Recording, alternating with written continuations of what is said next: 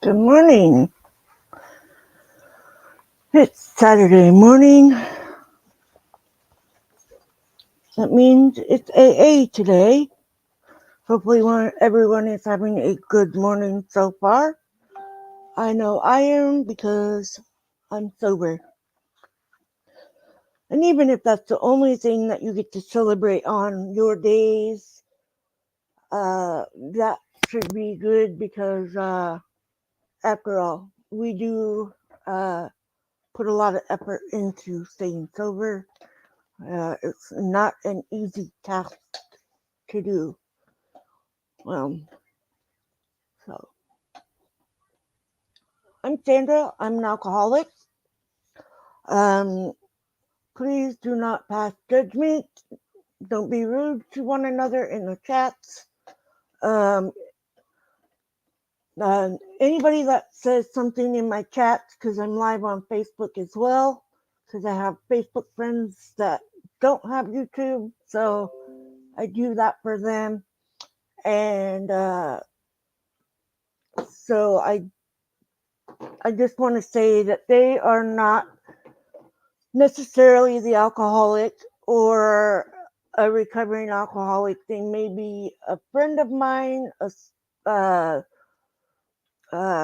subscriber of mine, a friend of mine, a family member of mine that might be here to support, or they are looking for ways to help change their lives or help family members or friends to become sober, and they just don't know where to start.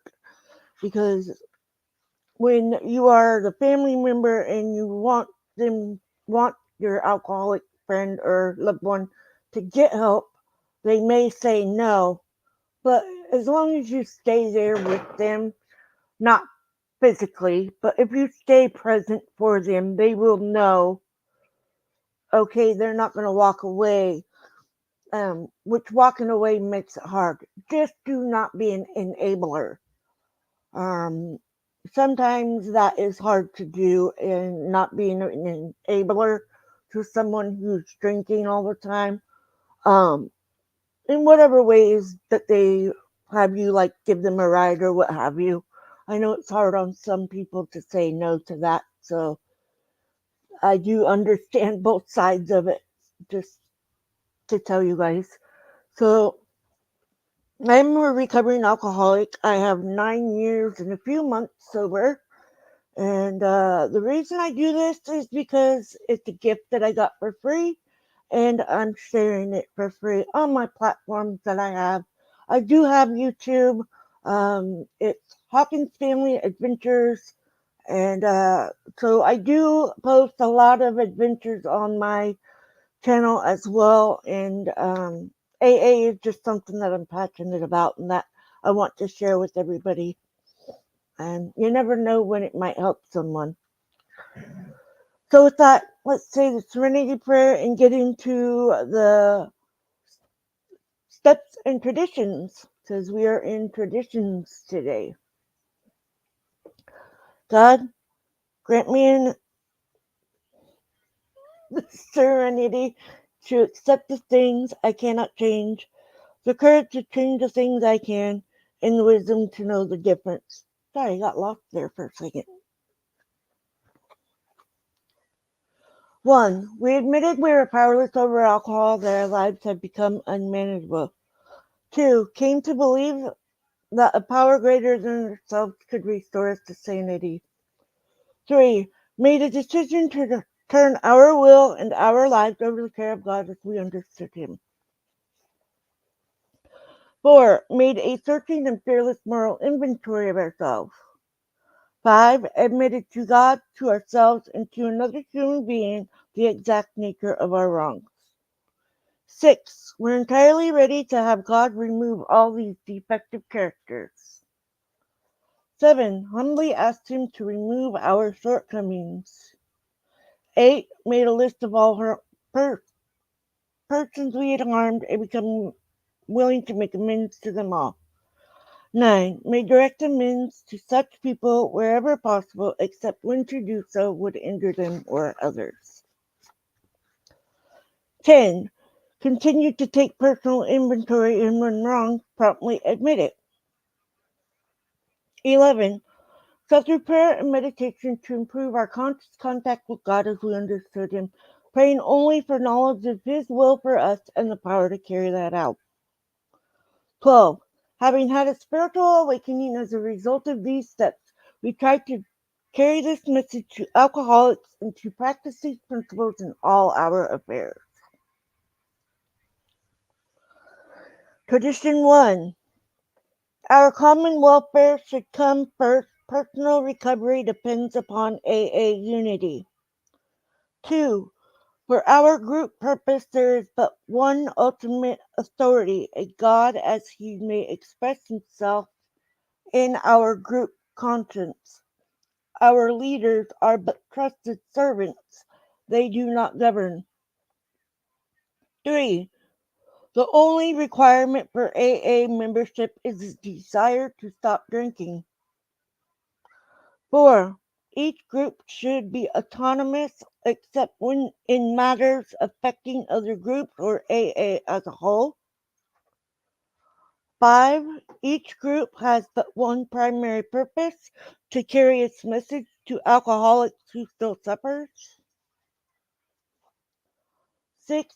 An AA group ought never endorse, finance, or lend the AA name to any related facility or outside enterprise, lest problems of money, property, and prestige divert us from our primary purpose. 7. Every AA group ought to be fully self-supporting, declining outside contributions. 8. Alcoholics Anonymous should remain forever non-professional, but our service centers may employ special workers. 9. AA as such ought never be organized, but we may create service boards or committees directly responsible to those they serve. 10. Alcoholics Anonymous has no opinion on outside issues, hence the AA name ought never be drawn into public controversy. 11. Our public relations policy is based on attraction rather than promotion. We need to always maintain personal anonymity at the level of press, radio, and film. 12. Anonymity is the spiritual foundation of all our traditions, ever reminding us to place principles before personalities.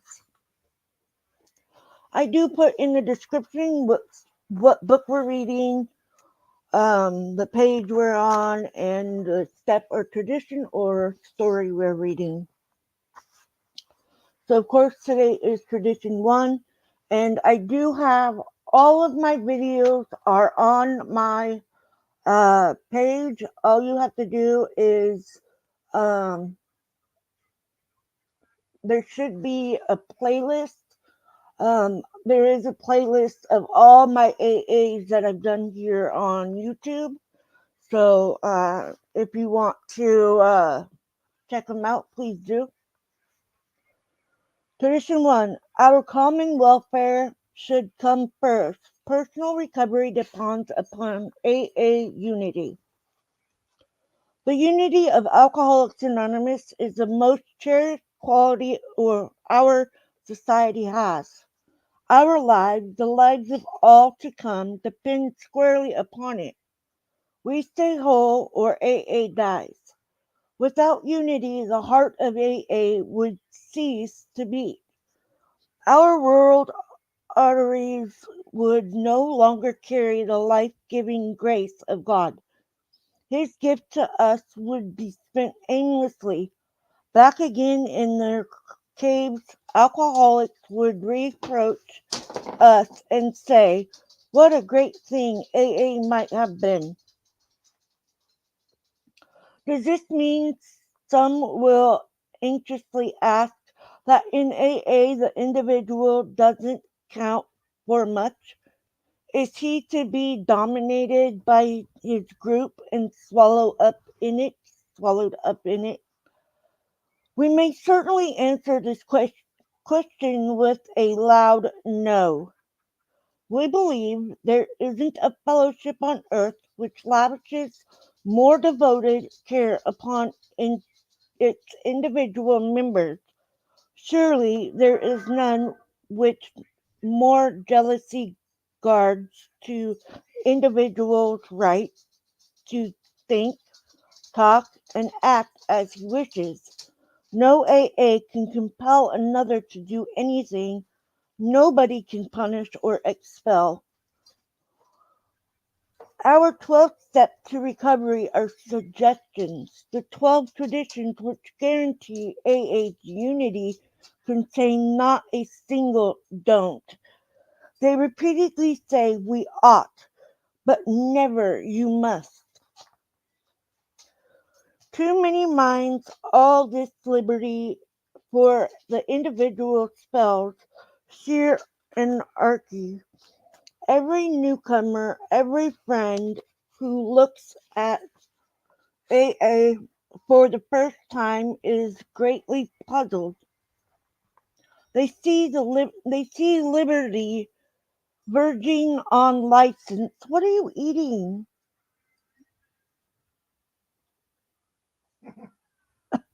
Sorry, the dog just swallowed something, and he's been known to eat bouncy balls that are on the floor. And we don't have any of those because he ate them. Stop eating stuff off the floor. He's a weird dog.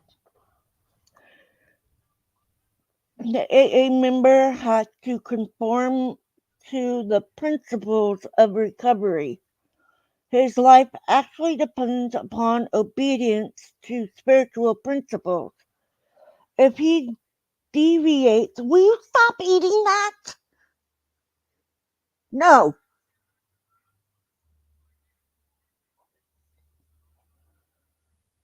Moreover, he finds he cannot keep this priceless gift unless he gives it away. Neither he nor anybody else can survive unless he carries the AA message. The moment this 12th step work forms a group, another discovery is made. The most individuals cannot recover unless there is a group. Rationalization dawns that he is but a small part of a great whole, that no personal sacrifice is too great for preservation of the fellowship. He learns that the clamor of desire and ambitions within him must be silenced whenever these could damage the group. It becomes plain that the group must survive or the individual will not. So, at the outset, how best to live and work together as groups became the prime question. In the world about us, we saw personalities destroyed whole people. The struggle for wealth, power, and prestige were tearing humanity apart as never before. If strong people were stalemated in the search for peace and harmony, what was to become of our erratic band of alcoholics, as we had once struggled and prayed for individual recovery? Just so earnestly did we commence to quest for the principle through which AA itself might survive. On anvils of experience, the structure of our society was hammered out countless times in as many cities as hamlets. We reenacted the story of Eddie Rickenbacker as his courageous company when their plane crashed in the Pacific. Like us, they had suddenly found themselves saved from death, but still floating upon a perilous sea. How well they saw that their common welfare came first. None might become selfish of water or bread. Each needed to consider the others, and in abiding faith they knew they must find their real strength, and this they did find. In measure of transcend all the defects of their frail craft, every test of uncertainty, pain, fear, and despair, and even the death of one. Thus has it been with AA. By faith and by works, we have been able to build upon the lessons of an incredible experience. They live today in the 12th tradition of Alcoholics Anonymous, which, God willing, shall sustain us in unity for so long as He may need us.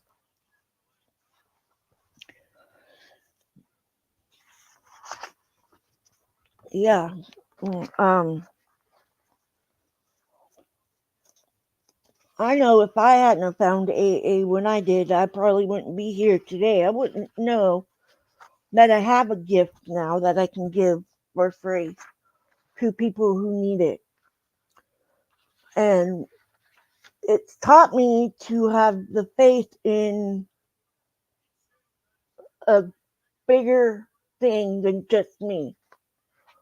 And I know that I'm not the only one who has gotten sober. I'm not the only one who has been fighting my battle. My family has been with me the whole time I've been struggling with my alcoholic self. I've had family members go through it with me. I have family members who are still struggling with it. But we cannot force our gift upon other people. We can just simply say, go to an AA meeting, pick up the books, read the books, come to, if you want, say my meeting. I'm not judging anybody here. I refuse to because that's not my place. And coming into a meeting can be scary as a newcomer. I, for one, know that when I first went to AA, I didn't know that I was going to want to continue to go. I was just going to meet up with my friend, and that's where he suggested to meet because we have been talking about how we're both alcoholics. Now, I've known this friend since I was 16 years old, so I trust him. Uh, so we met at a meeting. I did not, however, expect that I was going to be calling the next day to find out when the next meeting was. But I did. And I didn't know about a sponsor or anything, but I called some numbers because when you go to a meeting, they give you the same sex phone numbers that you can call and ask anything. So I called three, and a third one answered, and that is my sponsor, Tony.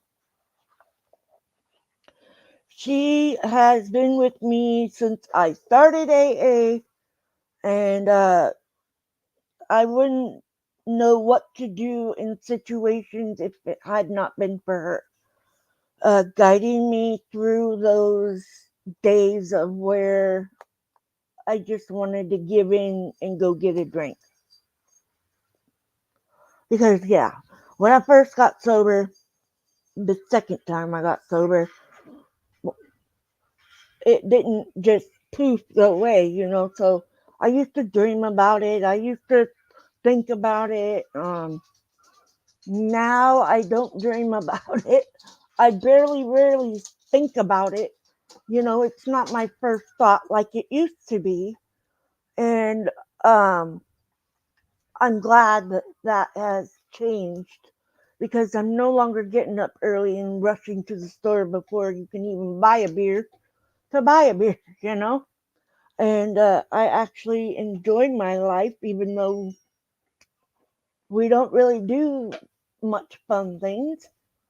But I enjoy my life because I'm sober and I can be thankful for the things that I have and the people that I have in my life. I don't have money. Money is not that important. Um, but no matter what, I have my family and I have my sobriety, and my sobriety comes first. And that's the way it needs to be for all of us. Um, because we have to put work into ourselves and do the work to be able to be the true person that we're supposed to be. And I was mean, I would cry, I would do all different emotions in a snap. And when I got sober, I still had an attitude, of course. Sometimes I still get that attitude, depends on the subject, but that's other news. Um, but I do have to say thank you to AA and to my home group and to my sponsor and to my sponsor that helped me find my voice. And I miss Judy a lot. And I just have to keep reminding myself she has always wanted me to find my voice, and I'm glad I did before she passed. So I'm very glad that I had her in my life while she was here. And it is to the point where now, for my steps, I don't even realize that I am doing those steps during every single day. And, it's just different being able to know that you're still sober. Because I know when I was having those dreams, I'd be like, please tell me I did not seriously do that. Because I have had those dreams that I went and drank and I threw away my sobriety, and I've had to wake up and realize that I had not been anywhere. I'm still in my bed. But it happens, and usually it it fades out. Now we call that the pink cloud, I think is what I've read and what others have said. So yes, the pink cloud will come, and you will realize that you do have a lot of baggage. You do realize that um, maybe you should talk to somebody. And I'm not saying you have to go to a counselor or anything like that, but talking to someone about your drinking, um, and share some of your stories with others, it does help. It really does help. I know that I tell everyone that I meet and I decide to be their friends or whatever, like, or even my boss when I was working, I would tell them I'm a recovering alcoholic and whatever, And I've gotten two really, really, really good friends from my last employment. Well, not my last one, but the one before that I still talk to them to this day. And we still talk about sobriety because, that's what I help them with. And we're really close. And I'm glad for that. And I personally know that I have helped at least four people to get sober, to stay sober, and hold themselves accountable when they have those whoops, I thinking about going there. And yeah, I seen that, Tony. She had more goats. She got some more baby goats. Too bad I live in an apartment or I'd take a goat. No. Hey, Gina, you need a goat? They eat all those blackberries. Uh, can't wait for some more pictures of those little babies. But yeah, so just know that this is what I always say, know that you are not alone in this life of becoming sober. There are people just like you. There are people just like me. We may not all have the exact same story, but we're all struggling with the same thing. And that brings us together. And it is something that we can all talk about and tell the ways that it had affected our lives, the things that it changed for us in our lives. And by sharing your story with people, it helps others as well as it's helping you. I know before I was ready to share my story, I didn't hardly talk about it. I did to my sponsor, but I didn't really talk about it with other people. Even in a group, I didn't talk for a very long time. And then she signed me up for a speaker meeting. Yes, so I did a speaker meeting, and I had a lot of my home group there at that meeting. I have been to a convention or whatever you want to call it up on Mount Hood, and that was awesome. So, and for New Year's Eve, we do 24-hour meetings. So we're going around the clock for those meetings. I have not done those, but I probably could because there's a big church not too far from here that does it. Um, I'll have to check into that because I might want to go to at least a couple of those meetings because you don't have to stay. So you can go for a couple and then you can leave. But that's how you mingle with the other alcoholics that, maybe you just need to hear something and you'll hear it there. So, but I hope everybody is having a great weekend so far. Um, I'm just sitting here at home, probably going to play with the dog.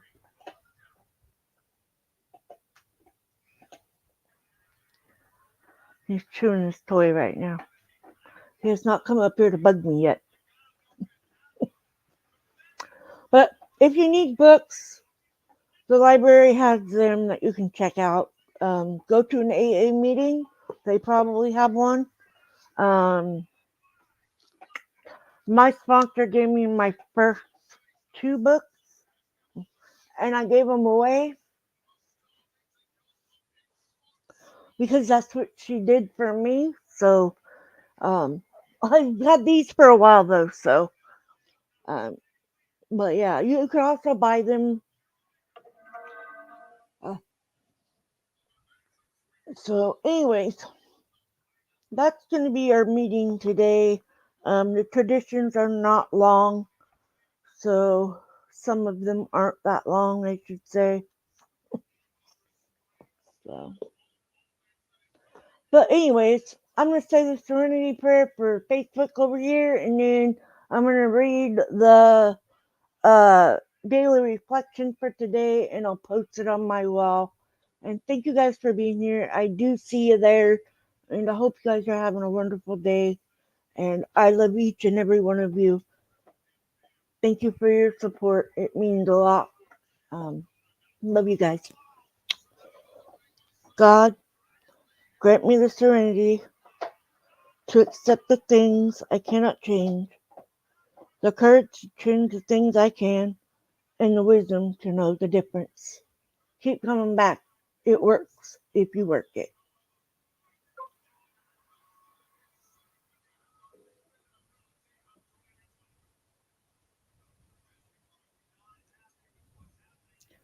Okay, let's go. Daily reflection.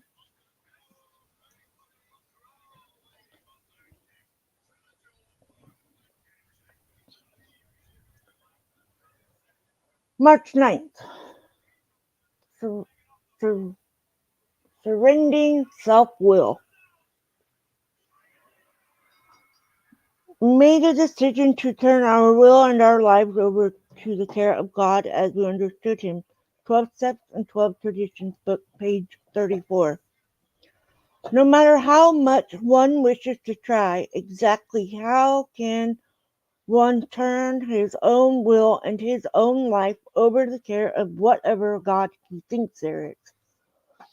In my search for the answer to this question, I became aware of the wisdom with which it was written that is this is a two-part step.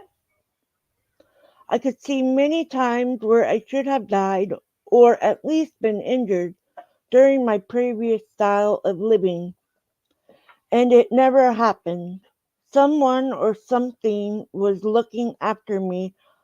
I chose to believe my life has always been in God's care. He alone controls the number of days I will be granted until physical death. The matter of will, self will, or God's will is the more difficult part of the step for me. It is only when I have experienced enough emotional pain through failed attempts to fix myself that I became willing to surrender to God's will for my life. Surrender is like the calm after the storm. When my will is in line with God's will for me, there is peace within.